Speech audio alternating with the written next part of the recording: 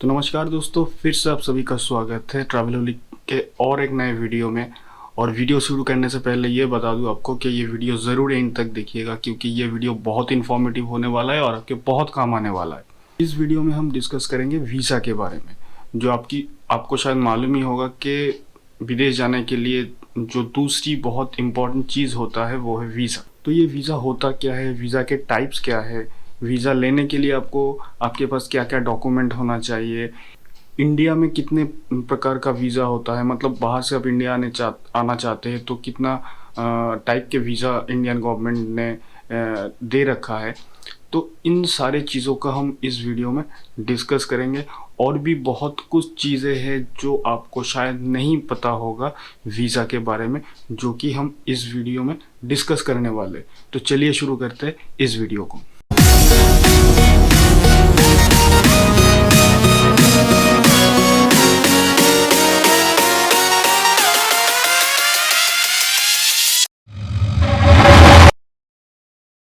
तो आप में से बहुत सारे लोगों को पता होगा कि विदेश जाने के लिए जो दो सबसे बड़ी इम्पोर्टेंट चीज़ होता है वो है आपका पासपोर्ट और सेकंड है वीज़ा। तो पासपोर्ट के बारे में हमने ऑलरेडी एक वीडियो बना के रखा है कि पासपोर्ट क्या है, कितने टाइप्स के होते हैं वगैरह वगैरह, तो जिसका लिंक शायद ऊपर आ रहा है, तो वो उसमें क्लिक करके आप देख सकते हैं। तो इस वीडियो में हम डिस्कस करने वाले वीज़ा के बारे में। तो वीज़ा क्या है? पहले जब आप विदेश जाने के लिए सोचते हैं तो आपको बनवाना होता है पासपोर्ट, जो कि आपके देश का गवर्नमेंट आपको प्रोवाइड करता है। लेकिन जिस देश में हम अब जा रहे हैं उस देश का भी परमिशन लेने का ज़रूरत होता है। तो वीज़ा हो गया उस देश का परमिशन, मतलब जिस देश पे आप जा रहे हैं उस गवर्नमेंट ने आपको अलाउ किया उस देश में जाने के लिए, वहाँ पर रहने के लिए या घूमने के लिए और कोई भी काम करने के लिए। तो ये हो गया वीज़ा। तो वीज़ा जो है दूसरे देश जाने का परमिशन लेटर है। पासपोर्ट तो आपको बहुत इजीली मिल जाता है, क्योंकि ये पासपोर्ट ये वाला जो डॉक्यूमेंट है ये आपके देश के सरकार आपको प्रोवाइड करता है। तो वीज़ा जो देता है वो आपके देश का सरकार नहीं, वो जिस देश में आप जा रहे हो उस देश के सरकार प्रोवाइड करता है। तो ये बहुत कॉमन सी बात हो गई कि इसके लिए आपको शायद बहुत सारे डॉक्यूमेंट उनको दिखाना है, जो कि उनको उनके जो फॉर्मेलिटीज़ है, उनके जो कानून है, जो नियम है, उनको सेटिस्फाई करने के लिए बहुत सारे डॉक्यूमेंट आपको दिखाना पड़ सकता है। तो वीज़ा उतना इजी तरीके से आपको नहीं मिलता। वीज़ा का जो फुल फॉर्म है वो है विजिटर इंटरनेशनल स्टे एडमिशन। मतलब कोई गवर्नमेंट आपको परमिट कर रहे हैं कि उस देश में आप जा सकते हो, वहाँ पर रह सकते हो या विज़िट कर सकते हो। भी वीज़ा के लिए बहुत सारे देशों का अलग अलग फॉर्मेलिटीज़ होता है जो आपको अप्लाई करके पूरा करना पड़ता है। वीज़ा का जो एप्लीकेशन फॉर्म है वो उसमें रहता है क्या क्या फॉर्मेलिटीज़ पूरा करना होगा उस देश में जाने के लिए। किसी देश में जाने के लिए आपको एक मिनिमम अमाउंट का बैंक बैलेंस रखना पड़ता है, किसी देश में जाने के लिए आपको दूसरा कोई चीज़ लग सकता है। तो ये सारे डॉक्यूमेंट के साथ आपको वीज़ा का अप्लाई करना पड़ता है। तो किसी देश में जाने के लिए आपको वीज़ा नहीं भी लग सकता है, जैसे कि आप अगर नेपाल में जाए या भूटान में जाए तो उसके लिए आपको कोई वीज़ा की ज़रूरत नहीं होता। मगर आप बांग्लादेश में जाते या फिर श्रीलंका या फिर किसी और देश में जाते तो उसके लिए आपको वीज़ा की ज़रूरत पड़ता है। ऐसे भी कुछ वीज़ा होते हैं जिस वीज़ा के अप्लाई करने के बाद उस वीज़ा से आप कई सारे कंट्री घूम सकते हो। जैसे कि हो गया आपका शेंगेन वीज़ा। तो अगर आप ये शेंगेन वीज़ा आपको मिल गया तो उस वीज़ा से आप बहुत सारे कंट्री, यूरोप में जो है बहुत सारे कंट्री जो शेंगेन में आता है, शेंगेन कंट्रीज़ में आता है, वो आप घूम सकते हो। उसके लिए किसी दूसरे वीज़ा लेने की ज़रूरत नहीं हो। तो अभी देख लेते हैं कि वीज़ा के कौन कौन से टाइप्स होते हैं, कितने प्रकार के वीज़ा होते हैं। तो वीज़ा बहुत टाइप्स के होते हैं, बहुत प्रकार के होते हैं। तो पूरे जो टाइप्स है वीज़ा के, इनको हम दो हिस्सों में प्राइमरीली बांट सकते हैं। एक तो हो गया आपका इमिग्रेंट वीज़ा और दूसरा है नॉन इमिग्रेंट वीज़ा। तो हम पहले देखेंगे कि इमिग्रेंट वीज़ा क्या है। तो दोस्तों इमिग्रेंट वीज़ा जो है वो आपको उस देश के गवर्नमेंट वहाँ पर जाके परमानेंटली रहने की परमिशन देता है। मतलब आप किसी देश में गए और वहाँ पे परमानेंटली शिफ्ट कर गए, तो ये जो वीज़ा होता है इसका मतलब वन साइडेड टिकट होता है, वापसी का कोई टिकट नहीं रहता, क्योंकि आप वहाँ पर परमानेंटली शिफ्ट हो रहे हो। लगभग हर कंट्री का इमिग्रेंट वीज़ा पॉलिसी रहता है, लेकिन कुछ कंट्री है जहाँ पे आप परमानेंटली नहीं रह सकते। कुछ मिडल ईस्ट के कंट्रीज़ है, कुछ और सारे कंट्रीज़ है, तो जहाँ पे आप परमानेंटली नहीं रह सकते, वहाँ पे आप मल्टीपल ईयर्स आप रह सकते हो, लेकिन परमानेंटली आप वहाँ पर नहीं रह सकते। तो ये जो इमिग्रेंट और नॉन इमिग्रेंट वीज़ा है, ये दोनों टाइप के वीज़ा को पूरे वर्ल्ड के जितने भी कंट्री है उन्होंने ABCD के माध्यम से मतलब बहुत सारे कैटेगरी कर रखे हैं। जैसे कि हो गया आपका H1 visa, B2 B1 visa, ऐसे अल्फ़ाबेटिकली बहुत सारे कैटेगरी में बहुत सारे देशों ने इसको कैटेगराइज करके रखा है। अभी चलते हैं नॉन इमिग्रेंट वीज़ा की ओर। तो मैंने जैसे पहले ही बताया था कि वीज़ा के बहुत सारे टाइप्स होते हैं। तो नॉन इमिग्रेंट वीज़ा को समझने से पहले हम जान लेते हैं कि ये सिंगल एंट्री वीज़ा क्या होता है और मल्टीपल एंट्री वीज़ा क्या होता है।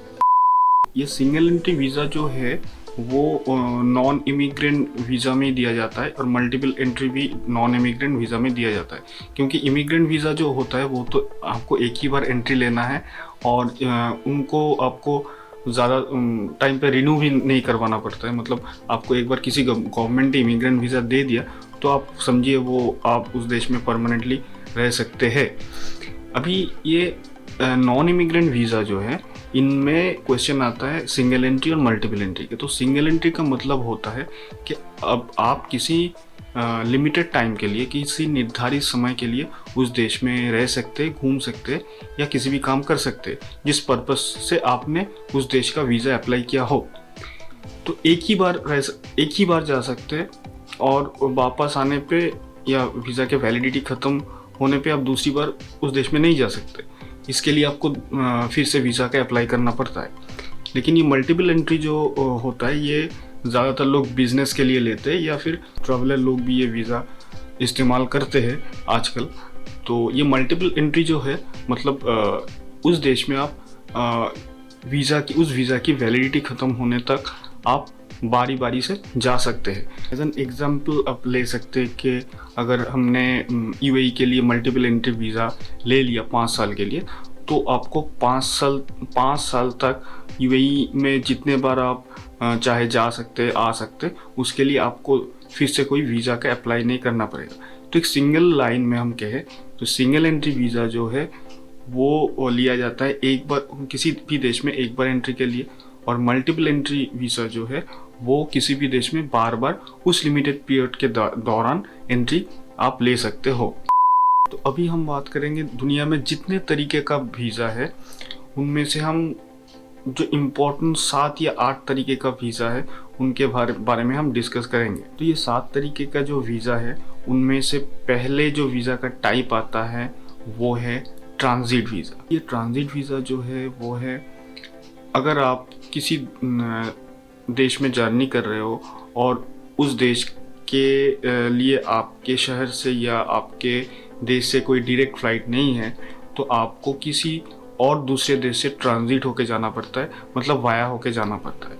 तो इसलिए ज़्यादातर टाइम में ट्रांजिट वीज़ा लिया जाता है।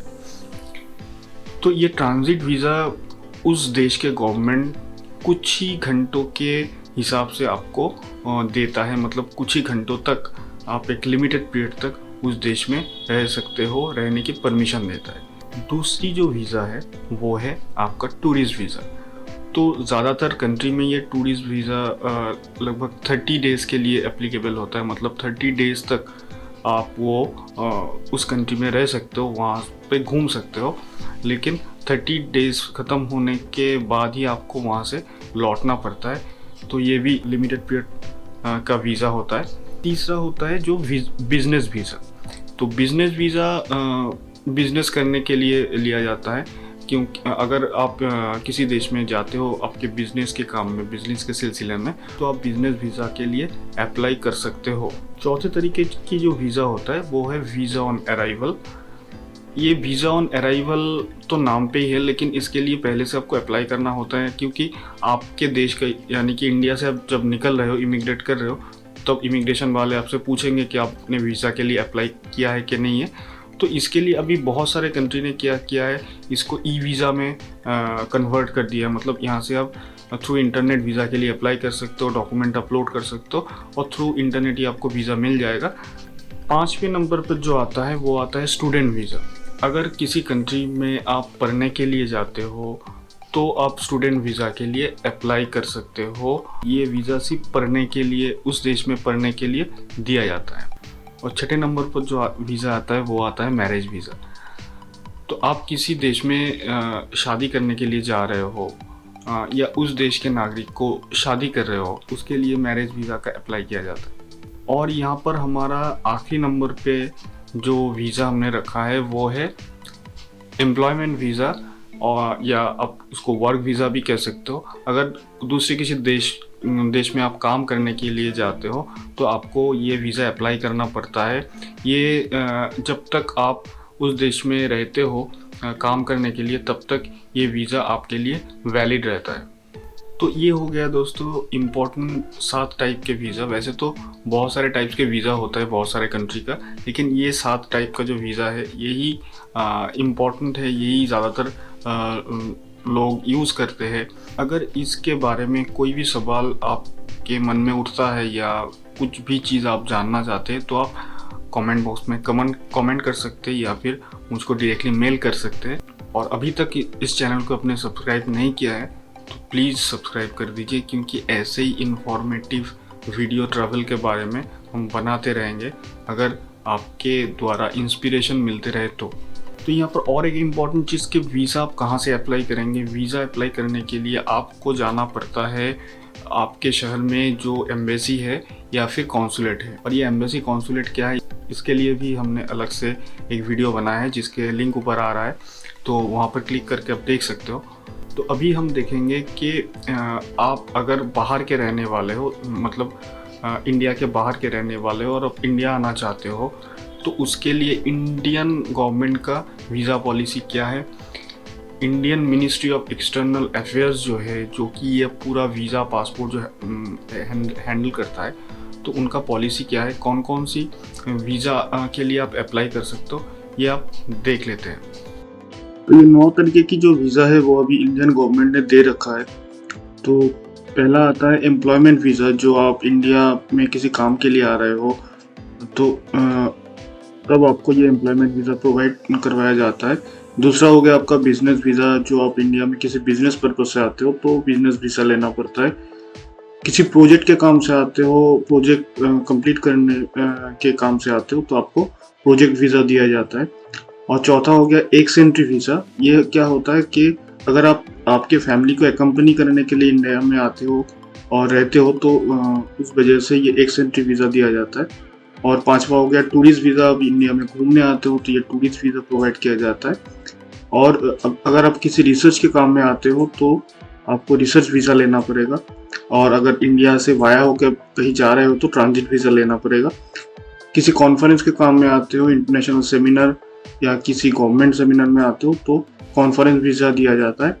और अगर किसी मेडिकल पर्पज से आते हो, किसी चेकअप करवाने के लिए, डॉक्टर दिखाने के लिए, तो आपको मेडिकल वीज़ा दिया जाता है। ये 9 तरीके की वीज़ा इंडियन गवर्नमेंट हाल ही में प्रोवाइड करता है और जिसका ड्यूरेशन दाएं तरफ में दे रखा है, तो आप अगर चाहे तो इसका स्क्रीनशॉट रख सकते हैं। तो चलिए दोस्तों अभी देख लेते हैं कि अगर आप इंडिया आना चाहते हैं तो आपको कैसे वीज़ा के लिए अप्लाई करना होगा। इसके लिए पहले हम चलते हैं गूगल में और यहाँ पर टाइप करते हैं मिनिस्ट्री ऑफ एक्सटर्नल अफेयर्स।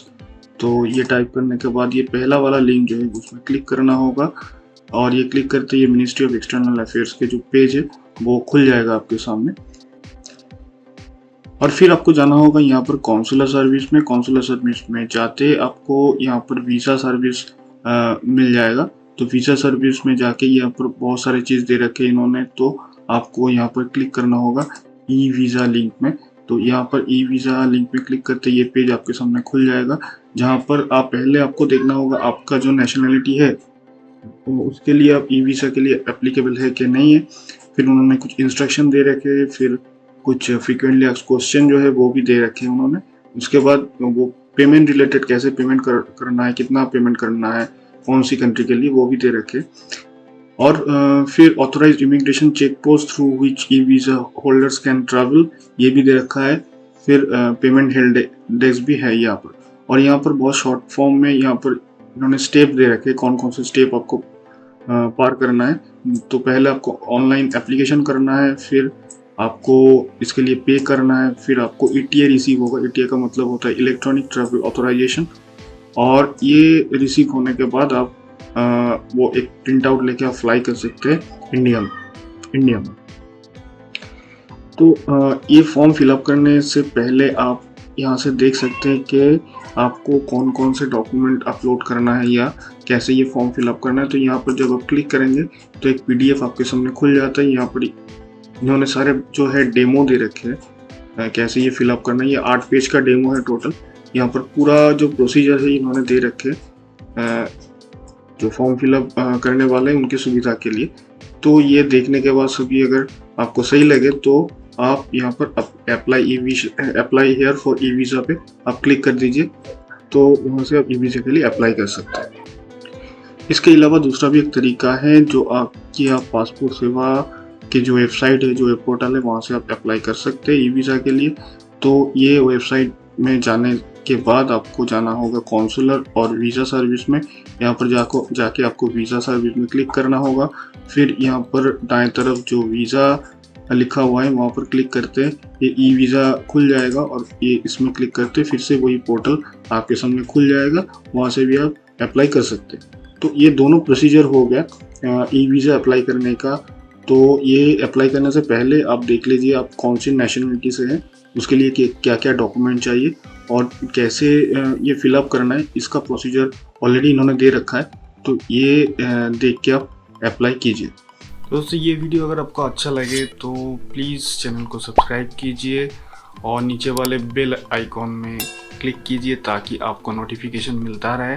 और इस वीडियो को लाइक कीजिए और शेयर कीजिए ताकि हम लोगों को इंस्पिरेशन मिलता रहे ऐसे ही वीडियो बनाने का।